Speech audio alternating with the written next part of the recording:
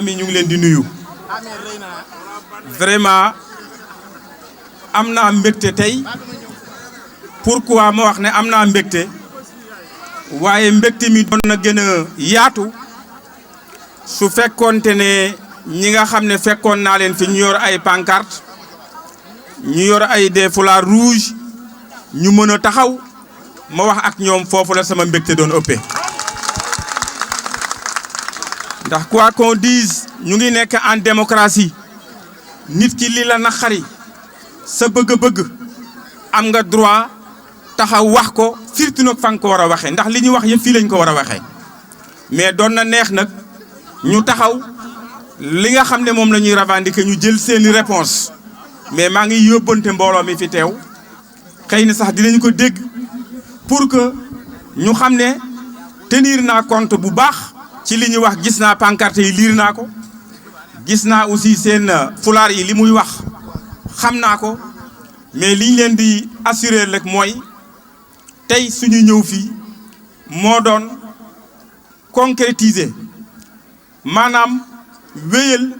ak seet li nga xam ne fii la ñu taxawoon daaw ñu wax ko est-ce que def nañu ko wala defuñu ko voilà loolu moo nekkoon suñu objectif tey jii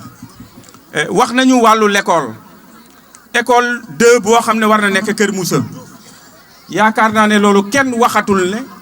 école 2 Kër Moussa jaratul wax pourquoi le terrain est déjà obtenu am nañu terrain bi mais nag nit ñi nañu xam ne collectivité locale la ñu yore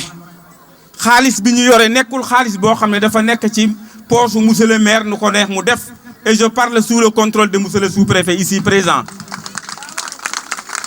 dafa am yoon woo xam ne fa la ñu war a jaar am nañu bërëb bi lancé nañu appel d'offre léegi maa ngi laaj l'adjoint au maire ne ko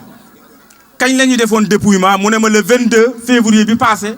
def nañu dépouillement bi ba sélectionné nañu entrepreneur bi ko war a tabax loolu mooy procédure bi nekkul loo xam ne damay xëy tey daan damay jël sama poste di ko tabax ba tax na côté boobu bëggoon naa loolu leer ci seen bopp avant ñuy dem fenn problème mu lycée bi ñuy wax mais lycée bi li may wax aussi damay wax toujours sous le contrôle de monsieur le président de l'APE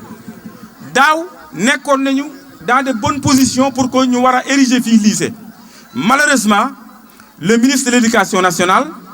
am ay critères yu mu teg te critères yi am na ci wax ne ñun remplir ñu ko loolu moo tax amuñu classe seconde mais je peux vous dire ici fii ñu toog tey ñu ngi ñaan yàlla ñu ngi nekk première édition de cette journée de l'excellence que déwén ñu tasewaat fii su boobaa réponse yëpp di ngeen ko gis ci kattanu yàlla incha allah. En tout cas en ce qui concerne l'école élémentaire l'appel d'offre def nañu ko le dépouillement a été fait sélectionné nañu l'entrepreneur il ne reste que les modalités pour que les travaux démarrent loolu mooy procédure bi nga xam ne moo am fii au niveau de Kër Moussa. loolu je tenais à ce que ma leeral ko avant may yegg ci li nga xam ne moo ñu fi indi tey monsieur le sous-préfet de l'arrondissement de Kër Moussa monsieur l'inspecteur départemental de l'éducation monsieur Lia de Thiès chers élèves parents d'élèves chers partenaires de la commune mesdames messieurs je commencerai mon propos par d'abord vous remercier tous d'avoir sacrifié de votre temps pour le consacrer avec moi à la noble cause de l'école sénégalaise. Mes remerciements vont particulièrement aussi à tous les parents d'élèves ici présents et au corps enseignant, particulièrement les deux principaux de Kër Moussa et de Soun. Je tiens également à remercier nos partenaires investisseurs dans la commune de leur présence à cette journée. Je suis sûr qu'ils ont prêté oreille attentive aux différentes requêtes des établissements et qu'ils aideront à soulager chacun en ce qu'il est capable dans le cadre de la responsabilité sociétale et environnementale de l'entreprise. Chers enseignants, chers collègues, toutes mes félicitations. Pourquoi je dis chers collègues? Moi qui est là devant vous, j'ai fait 35 ans comme enseignant dans l'administration sénégalaise. Donc je connais très bien vos problèmes. Vous êtes au début et à la fin de tout système éducatif. C'est pourquoi j'ai prévu un modeste cadeau à certains parmi vous qui ont eu la chance d'appartenir aux meilleures écoles par rapport aux résultats du CFE 2015-2016. Chers enseignants, veuillez trouver dans ce présent qui s'harmonisera avec vos goûts et votre travail l'expression de mon admiration de vos efforts sans cesse déployés dans nos différents établissements. J'espère que ce cadeau vous plaira car je l'ai choisi en pensant au curriculum. J'envisage, si Dieu le permet, d'élargir la couverture dans les moments à venir. Que ce geste ne vous oblige point à mon égard, puisque c'est un devoir pour nous de vous soutenir à guider nos enfants dans la voie de l'effort et du progrès, car l'avenir appartient à la jeunesse. Cette jeunesse aujourd'hui, dignement représentée par les meilleurs élèves de nos collèges, je tiens à vous annoncer qu'après avoir logé nos étudiants dans des appartements à Dakar,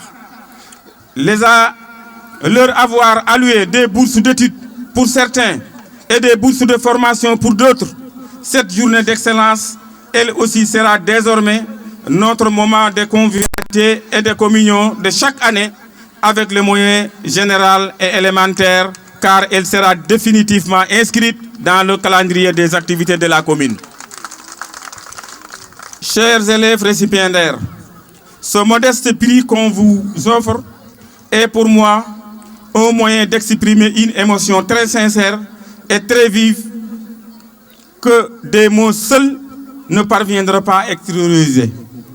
Vous avez fait preuve de détermination et de courage l'an dernier pour mériter aujourd'hui cet honneur. Je vous exhorte à préserver dans cette voie et invite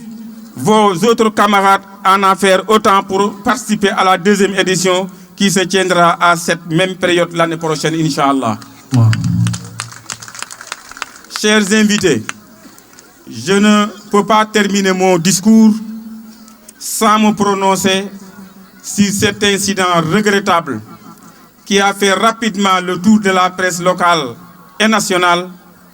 Il s'agit de différends qui nous opposent à la société Safina, un dossier ancien que j'ai hérité, qui connaît des remous depuis quelque temps. Nous l'avons esté en justice et le suivons de près avec beaucoup d'attention. Peuple de Kermoussa, mon peuple, permettez-moi, permettez que je puisse vous rassurer que quel que soit issu du dossier, je resterai à vos côtés. Une intoxication qui fait état de ma signature, qui aurait autorisé l'accaparement de nos terres par la société Safina, n'est qu'une vaine stratégie de politiciens en souffrance d'arguments. Chers invités, chers élèves, je vous remercie de votre aimable attention. Ñu ngi sant ñi fi teew yépp tàmbalee ko ci chef de village, imam, autorité yi fi teew yépp moo xam autorité locale, autorité administrative, monsieur le sous-préfet, le ministre fi la waroon ànd ak ñun, mais dafa am yeneen obligation yu ko téye ci yoon wi moo tax ba léegi agsiwul woon. C'est pour vous dire que lii ñu def tey jii muy première édition de journée de l'excellence lu ñu amal solo la. Pourquoi? Parce que dañu gis ne moyen la rek boo xam ne war nañu mën a dajale parents d'élèves yi ak élèves yi muy cadeau bu tuuti boo xam ne cadeau bi amul importance, mais li am solo rek mooy que xale yi nga xam ne ren jox nañu leen ay cadeau ñu mën a nekk royuwaay ci seen moroom yi nga xamante ne ba bu déwénee vraiment ñu gën ko yaatal comme ni ma ko waxee léegi dem ba ci école élémentaire yeeg yëpp. Beneen bi ci topp aussi muy encourager suñu jàngalekat yi nga xam ne vraiment damay wax ne c'est des vecteurs de développement. ñu ngi nekk ci suñu biir ñu di leen encourager aussi ci benn cadeau bu ndaw jàppane aussi tey jamono dox na ba yegg na foo xamante ne lépp loo xam ne ñu ngi koy def dafay laaj moyens yu xarala yoo xamante ne dina tax nit ñi gën a mën a perfectionné wu. moo taxoon ñu préparé woon des ordinateurs yoo xam ne dañu koy jox ñi nga xamante ne jàpp nañu ne ñoom ñoo nekk